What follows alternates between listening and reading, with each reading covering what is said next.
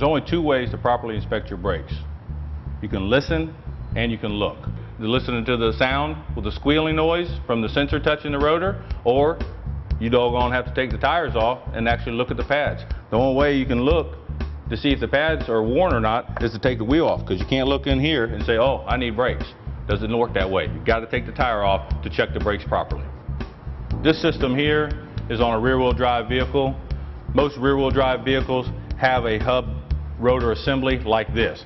They have an inner and outer bearing inside this hub. These bearings have to come out, they have to be cleaned, they have to be repacked with new grease and reinstalled after the rotor's been resurfaced. People that have front-wheel drive vehicles, you'd see a rotor similar to this. People with rear-wheel drive vehicles, you'll see a rotor similar to this. A little messier, not as messy. That's the difference. What you want to look for when you're inspecting your brakes, obviously, most importantly, you want to look at the thickness of your brake pads. This particular vehicle has a hole here so that you can look into the center part of the inner pad. So take the rotor and turn it like this, and then that distinguishes the difference between the rotor and the pad. And you want to look and make sure they're wearing evenly. Sometimes brake pads will be wore out down here and be full here. That's an indication your brakes aren't wearing equally.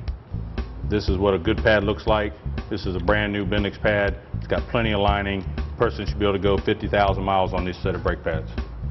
And this is a wore out pad. Pad's almost completely gone. This customer only has a couple thousand miles left before their brakes were actually metal to metal. Brake pads have a metal piece, and then they have the padding itself. You can see the difference in the two pads.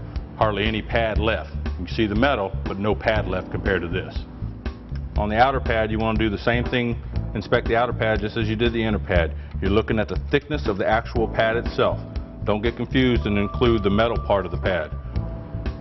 Different issues you can have is the caliper seizing up, the brake hose going bad, meaning the rubber inside the brake hose here will actually deteriorate and come apart and actually block the line. And the only other issue is brake rotors being warped, causing a brake pulsation, even a pulling issue sometimes. And basically that's how you check your brake pads. Anything other than that, you need to see a professional. Check your pads, check all four wheels when checking your pads or your brake shoes, and if you have any other issues, find you a good professional that you can trust and let them take a look at it for you.